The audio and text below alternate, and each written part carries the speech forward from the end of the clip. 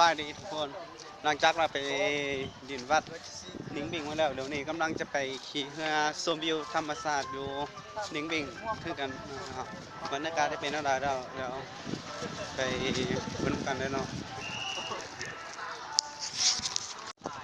เดี๋ยวนี้กำลังขี่ลงขี่เรือ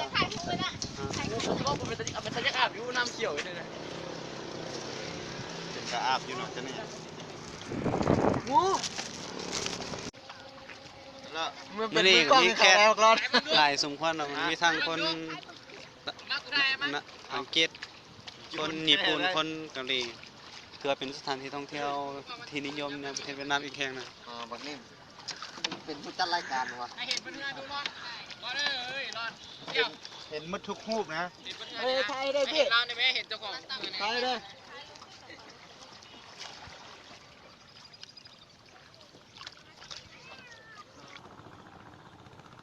เดี๋ยวนี้กำลังจะเข้าทำจะเป็นน้ำนี่เป็นรถทำมาเนาะอ้าวขึ้นมาแล้วขับรถไปพุ่นมันมีหลายทางเด้มั้งเข้ามาที่นี่ยังอ่ะกับพาทางไหนพามาทางไหนกับไปทางไหนแหละเดี๋ยวนะเฮ้ยขอตอมเซนได้จะทำได้ไง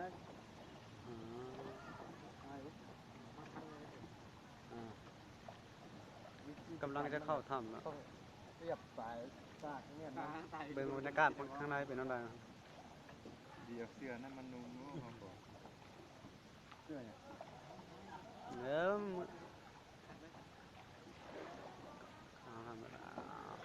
ถ้าใครสนใจยังมาเที่ยวมาได้เราอยู่แขวงนิ่งเบ้งประเทศเวียดนามไกลจากฮานอยประมาณ1 กิโลเมตรเป็นข้างทำอีทนายที่ว่าได้ขี่เรือแบบนี้โอ้ขอมานานี่หมดเลย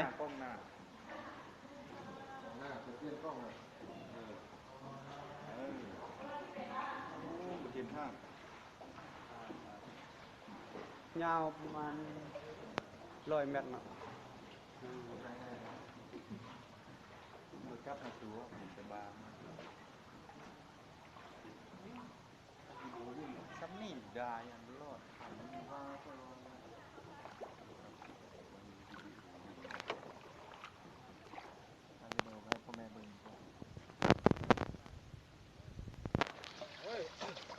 từ chờ cái bà kia đi phải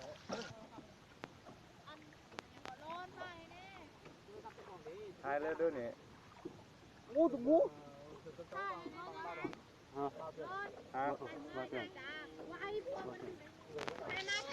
ในลาวsinh viênลาวอ่ะ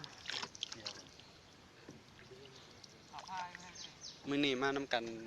มี14 คนแล้วก็มี3เฮือเฮือหนึ่งอยู่บนกำลังว่าเฮือเรือประเจียงนะหรือว่าเฮือหัวหน้าห้องนะ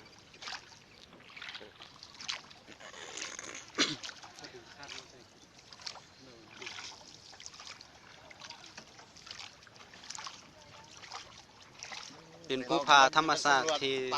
สวยงามเลยนะเดี๋ยวนี้ก็มีนักข่าวอีก2 คนคือทานแต่ทานร้อนอย่างนี้เนี่ย